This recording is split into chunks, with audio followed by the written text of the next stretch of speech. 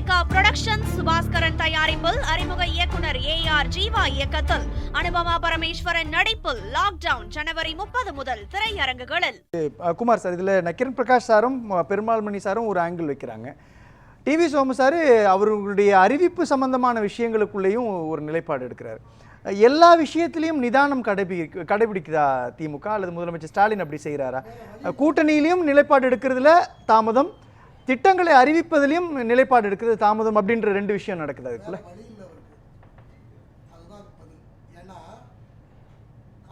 140 வருஷத்துக்கு கட்சி என்ன, அது கம்யூனிஸ்ட்டும் காங்கிரஸ் தான் பழைய கட்சி இந்த நாட்டில். தேசிய அளவில் ரெண்டும் திமுக வாழை பிடிச்சிட்டு தான் உயிர் பிழைச்சிக்கிட்டு இருக்கு.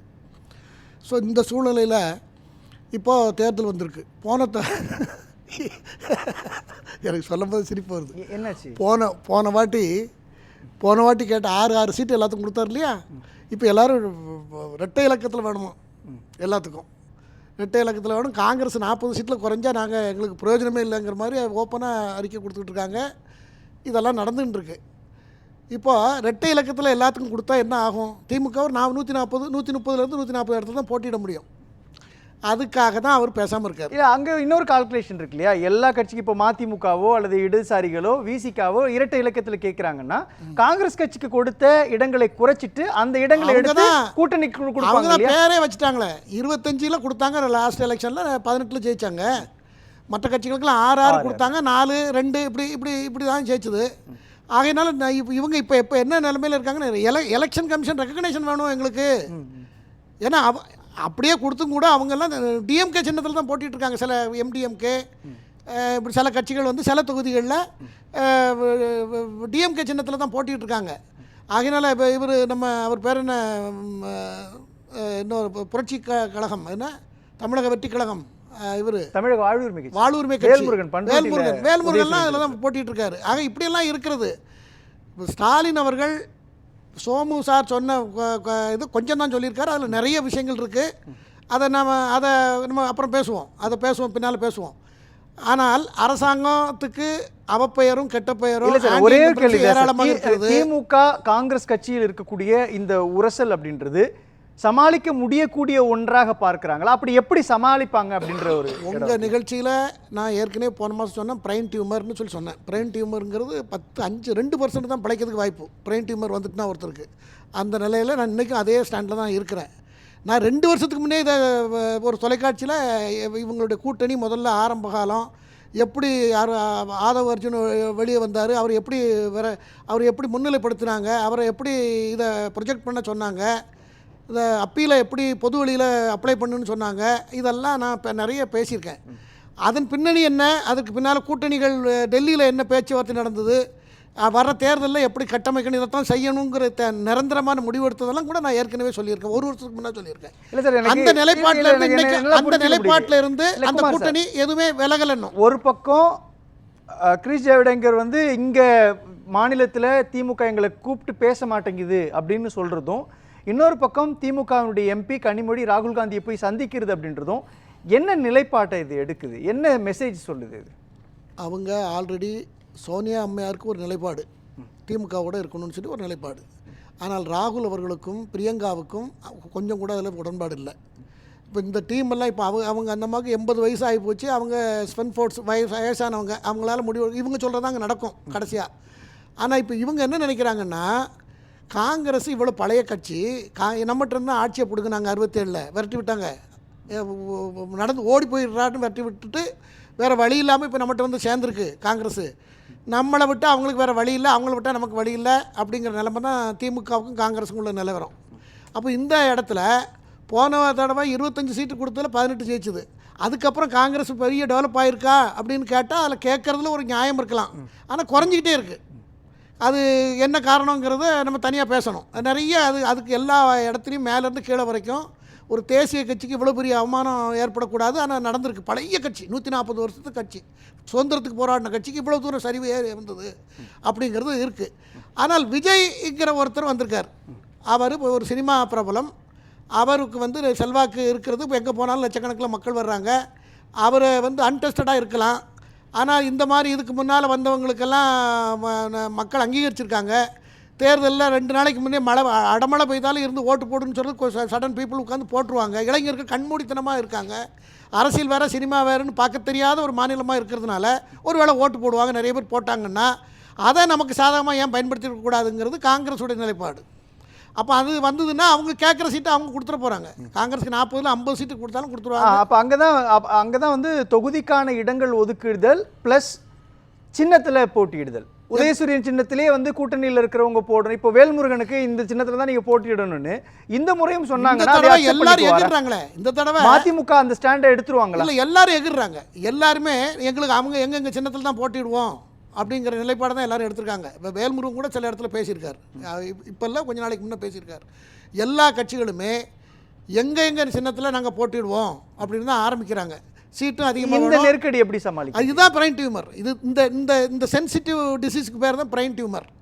இதில் இதுவரைக்கும் இல்லாத கலைஞர் காலத்தில் கேட்கறதுக்கு துணிவில்லாமல் இருந்த கூட்டணி கட்சிகள் இப்போ வெளிப்படையாக பொது வழியில் பேச ஆரம்பிச்சிட்டாங்க. யார்? கூட்டணியுடைய தலைவரை கேட்காமலோ பிரதான கட்சியை கேட்காமலோ இது கேட்டால் நாளைக்கு சலசலப்பு வந்துருமேன்னு கூட உணராமல் பொது வழியில் கேட்க ஆரம்பிச்சிருக்காங்க அப்படின்னாக்களே. அப்போ அதுக்கு அர்த்தம் என்னென்னா ஜான் போனா என்ன முளம் போனா என்னங்கிற நிலைப்பாடு தான் கூட்டணி கட்சிகளுக்கு.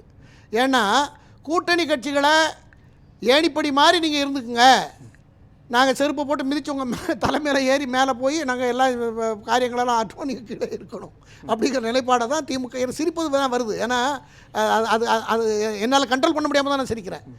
ஏணிப்படி மாதிரி இருங்க, உங்களை மேலே எங்களோட சபையில் உட்கார வச்சு சாப்பாடு எதுவும் கொடுக்க மாட்டோம், நாங்கள் வந்து ஆட்சி அதிகாரம்லாம் நாங்கள் தான் பார்த்துப்போம், நீங்கள் எங்களுக்கு உதவியாக இருக்கணும், இதுதான் உங்களுக்கு நாங்கள் இட்ட கட்டளைங்கிறது போல் நாங்கள் மன்னராட்சி நடத்திக்கிடுவோம் அப்படிங்கிறது தான் திமுக. இதை நீங்கள் ரொம்ப தனியாக ரிசர்ச் பண்ணி பாருங்கள். நான் சொல்கிறதுல ஏதாவது தப்பு இருந்தால் நீங்கள் என்ன கேட்கலாம். இது உங்களுடைய நிலைப்பாடு. ஆனால் காங்கிரஸுக்கு அவங்க கேட்டு தானே ஆகணும். ஏன்னா இப்போ கடந்த 2 நாட்களுக்கு முன்பு 3 நாட்கள் முன்பு நடக்கக்கூடிய அந்த கூட்டத்தில் கூட ஆதவர்ஜனா வெளிப்படையாக சொல்கிறாரு, உங்களை சுற்றி வெறும் 20 பேர் தான் இருக்கிறாங்க, மற்றவங்க எல்லாம் எங்ககிட்ட வந்துட்டாங்கன்னு சொல்கிற அளவுக்கு போயிட்டார் இல்லையா? அப்போது தாவேகாவுக்கு போகக்கூடிய வாய்ப்பு விசிகாவுக்கு கிடையாது. இடதுசாரிகளுக்கும் அதே நிலைப்பாடு தான். அப்போ இடதுசாரிகள் தாவேகா மதிமுக எல்லாருமே திமுகவோடு இருக்க வேண்டிய நிர்பந்தம் இருக்கு இல்லையா? அந்த நிர்பந்தம் தானே இந்த இடத்துல நான் ரிஸ்க் எடுக்கிறேன், நானே எதிரிகளை சமாளிக்கிறேன், என்டிஏ கூட்டணியை பார்க்குறேன், அதிமுகவை பார்க்குறேன், தாவேகாவை பார்க்குறேன், அதனால் நாங்கள் அதிக சின்னங்களில் அதிக இடங்களில் போட்டி போடணும்னு. ஒருவேளை நீங்கள் வந்தீங்கன்னா உதயசூரியனில் போடுங்க, இந்த கட்டத்தில் நான் ரிஸ்க் எடுக்க விரும்பலன்ற ஒரு நிலைப்பாட்டை தானே எடுக்கிறேன். ஒரு தொகுதி கூட வெற்றி தோல்வியை நிர்ணயிக்கும் இல்லவா? ஒரே ஒரு தொகுதியில் தோற்றாலும் எதிரணி ஆட்சி அமைச்சிரும். அதுதானே நிலவரம். தேர்தல் முடிவுகளுக்கு பின்னால் இந்த மாதிரி ஏதாவது ஒரு மாற்றம் வந்து போயிடும் இல்லையா? அப்போ ஒரு கவர்மெண்ட் அமைகிறதற்கு ஒரு வலுவான கட்சியாக இருந்தாலும் கூட அரசாங்கம் அமைப்பதற்கு தனிப்பட்ட ஒரு தேவையான மெஜாரிட்டி இருக்கணும். அதுக்கு தான் கூட்டணியை சேர்க்குறாங்க. அப்போ அந்த கூட்டணிகளுக்கும் ஒரு பிரதிநிதித்துவம் கொடுக்கணுமா இல்லையா? இருக்கட்டுமே. ஒரு 4-5 எம்எல்ஏ வந்தாங்களா, அவங்க எப்போ உனக்கு ஒரு சீட்டு ஏதோ ஆதி திராவிடர் தரேன், அது தரேன், இது தரேன், எதையாவது ஒன்று கொடுக்கணும். சுகாதாரத்துறை எதுலையாவது ஒன்று ஒரு போட்டு உங்களை நான் அகாமடேட் பண்ணுறேன்னு சொல்கிற வார்த்தை அவர்கிட்ட வரல. அதனால தான் இவங்க எல்லாருமே நம்மளை இப்படியே ஒரு ஒரு இக்னோர் பண்ணியே இருப்பாங்க போல தெரியுது. இது எல்லாரும் ஒரு லாபி வச்சு என்ன முடிவு எடுக்க முடியும் சார்? திமுக கூட்டணி கட்சிகளால் என்ன முடிவு? நான் தெளிவாக ஒன்றை சொல்லுகிறேன். இவர்கள் முடிவு இப்போ என்டிஏ விட்டுருங்க, இவங்கெல்லாம் என்டிஏ கூட வரமாட்டாங்க. இவங்கெல்லாம் என்டிஏ கூட வரக்கூடிய கூட்டணி கிடையாது. எம்டிஎம்கே வராது. கலைஞர் காலத்தில் இருந்தது. கலைஞர் எடுத்துக்கிற நிலைப்பாடுகள் வேறு. கலைஞர் எல்லாத்தையும் இதை விட மோசமான செயல்களை செய்தாலும் கூட வெளியே தெரியாது, ஆராய்ச்சி பண்ணவங்களுக்கு தான் தெரியும். அப்படி சூசகமான செயல்களெல்லாம் அவர் செய்து கொண்டு இருந்தார். ஆனால் நம்முடைய முதல்வர் கிளைமேக்ஸில் இருந்து தான் கட்டடமே கட்டுறார். கிளைமேக்ஸில் இருந்து தான் ஆரம்பமே. கிளைமேக்ஸை முதல்லே சொல்லிடுறது, நாங்கள் இப்படி தான் இருப்போம். திருப்பரங்குன்ற விஷயத்தை எடுத்துக்கலாம், அதுக்கு பல விஷயங்களை நீங்கள் எடுத்துக்கலாம்.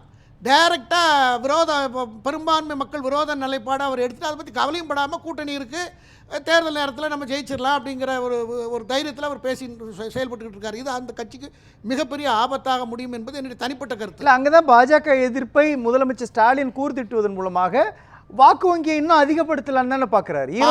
இடைத்தேர்தல் பாஜக போன்ற கட்சி இந்தியாவுக்கும் தமிழகத்துக்கும் இனி உடனே வேண்டும்ங்கிற நிலையை இப்போ ஏற்பட்டிருக்கிறது. சமீப காலத்தில் எல்லாரும் பிரசங்கம் ரெகுலராக பண்ணிகிட்டு இருக்கோம் மீடியாவில். அது அல்ல, தமிழ்நாட்டு மக்களிடம் பாஜக மட்டும் அதை போன்ற ஒரு கட்சிகள் தான் இப்போ தமிழ்நாட்டுக்கு தேவை என்கிற மனநிலையில் திமுக கொண்டு விட்டு விட்டது. ஒரு 3 பிரச்சாரம் நடந்துச்சு இல்லையா? 2021 சட்டமன்ற தேர்தலுக்கு பிறகு ஈரோடு கிழக்கு இடைத்தேர்தல் நடந்தது. அப்பொழுது பெரியார் ராமரை அவமானப்படுத்திட்டாரு அப்படின்ற ஒரு பிரச்சாரம் பண்றாங்க. அதுலேயுமே திமுக கூட்டணி தான் ஜெயிக்குது. அதற்கு பிறகு சீமான் வந்து பெரியார் குறித்தான விமர்சனத்தை வைக்கிறப்பையும் அப்பவும் திமுக தான் ஜெயிக்குது. இப்போ திருப்பரங்குன்றம் விவகாரத்திலையும் திமுகவுடைய செல்வாக்கு தான் அதிகரிச்சிருக்குன்றப்போ எப்பப்பெல்லாம் இந்த ஹிந்து விஷயம்ன்ற ஒரு கான்செப்ட் வரும்போதோ அது திமுகவுக்கு சாதகமாக தானே மாறுது. அது கலைஞர் என்கிற ஒரு பெரிய ராஜதந்திரி இதனுடைய ஆளுமையின் கீழ் இருக்கும்போது நடந்த விஷயம். இப்போ முதலமைச்சர் சங்கராச்சாரியாரை ஜெயலலிதா கைது பண்ணுறாங்க. அவரை காப்பாற்றினதுக்கு உதவுனது கலைஞர், அறிக்கை விட்டது கலைஞர். அந்த டெக்னிக்கலாக இவர்கிட்ட கிடையாது. அந்த ராஜதந்திர பார்வையும் கிடையாது. அந்த அந்த அதுக்கு அட்வைஸ் பண்ணுறதுக்கும் ஆள் கிடையாது. இவர் கோயில் அறநிலைத்துறைன்னு வைத்துக்கொண்டு அதனுடைய செலவிலே வக்கீலுக்கு ஃபீஸை கொடுத்துக்கிட்டு அதுக்கு எதிராகவே கேஸ் நடத்திக்கிட்டு சுப்ரீம் கோர்ட் வரைக்கும் பல லட்சம் ரூபாயை செலவு பண்ணிக்கிட்டு அதிகமான குடமுழுக்கு நடத்தினவரே சேகர் பாபுன்னு சொல்றாரு, பெருமையா பேசுறாரு.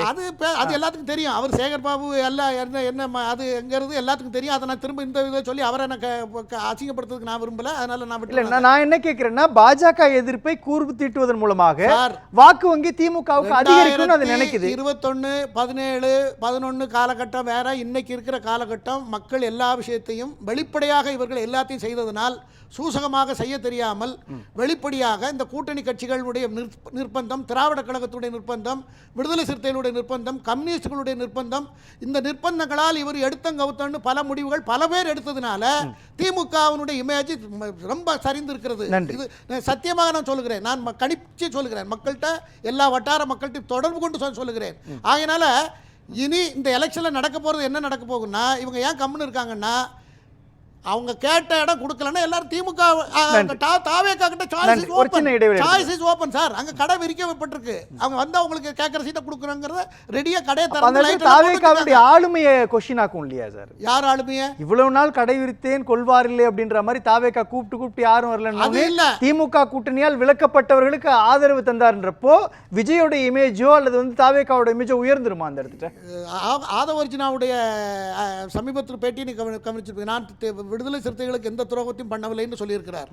இது நான் முதல்ல இருக்கிற புள்ளியை இப்போ இருக்கிற புள்ளியை நீங்கள் இணைச்சி எல்லா விவாதங்களையும் நீங்கள் இணைச்சி பார்த்தீங்கன்னா அதில் ஒரு பெரிய மைய புள்ளி உறுதியான பேஸ் இருக்கும். புரியுது. அந்த பேஸ் ஒர்க் அவுட் ஆகும். இவர் ஏதாவது கையை விரிச்சாருன்னா உடமா கேட்பாங்க. திண்டுக்கலுக்கு போனால் 2ல் 1 எனக்கு 40 சீட்டு கொடு, உனக்கு 25 சீட்டு கொடு, எனக்கு 18 சீட்டை கொடுன்னு கேட்பாங்க. கொடுக்கலாம், சரி நீங்கள் தரல, அதனால நாங்கள் போகிறோம் அப்படின்னு போகிறதுக்கு தயாராக இருக்கிறதுக்கு தான் இந்த ட்ராமா நடந்து கொண்டு.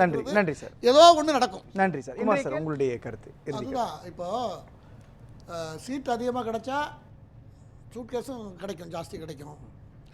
அதை எல்லோரும் எதிர்பார்ப்பாங்க. ஆனால் இதில் என்ன பிரச்சனை வரும்னு சொன்னால், ரெக்கக்னைஸ் அவங்களுக்கு ரெக்கக்னைஸ் பண்ணணுங்கிறது கம்பல்சரியாக இருக்குது. எல்லாத்தையும் எடுத்து விட்டாங்க தேர்தல் ஆணையம். அப்போ அவங்க கேட்குறதுல அவங்களுக்கு ஒரு நியாயம் இருக்குது.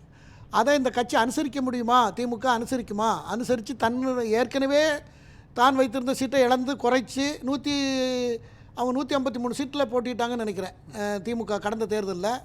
இப்போ அதை குறைச்சிக்க முடியுமா? அப்படி குறைச்சிக்கிட்டா இவங்க எல்லாத்துக்கும் இன்னும் டபுள் கொடுத்தா நிறைய குறையுமே. அதுக்கு ப்ராக்டிக்கலாக இது சாத்தியப்படுமாங்கிறது ஒரு பெரிய அவங்க எடுக்க வேண்டிய முடிவு.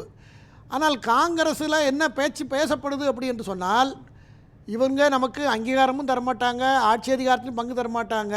ஒரு மாணவனாக இருக்கான், கல்லூரியில் படிக்கிறது எதுக்கு? படித்தா ஒரு இடத்துல எல்லாம் வேலை பார்க்கலாம், இல்லைன்னா ஒரு பெரிய தொழில் செஞ்சு முன்னுக்கு வரலாங்கிறத படிப்பான். காலம் பூரா கடைசி காலம் வரைக்கும் படிச்சுட்டே இருப்பானா. இவங்களுக்கு உதவி பண்ணிக்கிட்டே இப்போ எத்தனை வருஷமாக இப்போ பார்த்தீங்கன்னா 67க்கு பிறகு கிட்டத்தட்ட 67, அதில் ஒரு 33, 58 வருஷமாக இவங்களுக்கு ஹெல்ப் பண்ணிக்கிட்டே இருக்குது காங்கிரஸ். கூட்டணி தான், எல்லா தேர்தலும் கிட்டத்தட்ட கூட்டணி தான். ஆனால் கூட்டணியாக இருந்து இவங்களுக்கு காலம் பூரா இதே தான் சர்வீஸ் பண்ணிக்கிட்டே இருக்கணுமாங்கிற கொஸ்டின் அங்கே ரேஸ் ஆகிருக்கு. அதுபோல் எல்லா கட்சிகளும் ரேஸ் பண்ணியிருக்கு. இவங்க எல்லாம் திட்டம் போட்டு பேசுனது தான். திமுக எதுக்கு இந்த மாதிரி எடுக்கணும்? நமக்கு வேல்முருகனோ ஈஸ்வரனோ மதிமுக இந்த ஸ்டாண்ட் எடுத்துட்டாங்க. ஆமாம், அவங்களுக்கு இது எண்ணம் இருக்கிறது, அவர்களுக்கு இந்த எண்ணம் இருக்குது. அது நியாயமும் கூட. ஒரு கூட்டணி நமக்கு தனியாக செல்வாக்கு இல்லை, கூட்டணியை வச்சு தான் நம்ம கவர்மெண்ட் ஃபார்ம் பண்ணுறோம், அவங்களுக்கும் ஒன்று கொடுக்கலாமே அப்படிங்கிறத நினைக்கலாம். அந்த இடத்துல அவங்க பேசுவாங்கல்ல. இப்போ ஜவாஹிருல்லா மனிதநேய மக்கள் கட்சியில் இருக்கிறாருன்னா அவர் எத்தனை பேருக்கு தெரியும்? திமுக கூட நிற்கும் பொழுது அவர் போய் செல்வாக்கு செலுத்துவார். ஈஸ்வரன், வேல்முருகன் இவங்க எல்லாருமே அந்த ஸ்டாண்டர்ட் தானே திமுக பார்க்கும். அவங்களுடைய மனநிலையிலிருந்து பார்க்குறப்போ கம்யூனிஸ்ட் எல்லாத்துக்கும் தெரியும், எம்டிஎம்கேவே தெரியும், எல்லாத்துக்கும் விசிகாவே தெரியும். இப்படி தெரிகிற நல்ல பளிச்சுன்னு தெரிகிற அதிகமான தமிழ்நாட்டுக்குள்ளே அதிகமான பாப்புலேஷன் இருக்கிற பாட்டாளி மக்கள் கட்சி கூட அது அவங்ககிட்ட இல்லைனாலும் கூட நான் என்ன கேட்குறேன் சார், இப்போ இந்த இடத்துல பம்பரம் சின்னம் அதிமுகவுக்கு இருந்துச்சுன்னா பிரச்சனை இருக்காது, ஓரளவுக்கு ரீச் ஆயிருக்குது. ஆனால் புதுசாக ஒரு சின்னத்தை கொடுக்குறாங்கன்னா அந்த ரிஸ்க்கை ஏன் திமுக எடுக்கணுன்ற நிலைப்பாடு அவங்க எதுக்கு அப்புறம் கட்சியை துவங்குனாங்க, அவங்களுக்கு ஏன் சின்னம் வாங்கினாங்க, அவங்க எதுக்கு தனியாக ஒரு கட்சிங்கிறத நடத்திக்கிட்டு அக்கௌண்ட்ஸ் எல்லாம் காமிச்சிக்கிட்டு வருஷம் தேர்தல் ஆணையத்துக்கு ரீச் ஆகிடும். அதனால சார் அவங்க ஒரு கட்சி ஆரம்பித்து அதை வளர்க்கணுங்கிற நோக்கத்துல தான் ஆரம்பிக்கிறாங்க. அதுவும் இங்க பறி போயிருது இல்லையா? அப்ப அந்த சூழ்நிலையை அவங்க அவாய்ட் பண்றதுக்காக அவங்க அந்த டிமாண்ட் வைக்கிறாங்க. அதை இவங்க எடுக்கலன்னா கடை திறந்து வச்சிருக்காரு விஜய், அங்க போயிருவாங்க எல்லாரும். யூஸ்வலா நடக்கும். நன்றி சார்.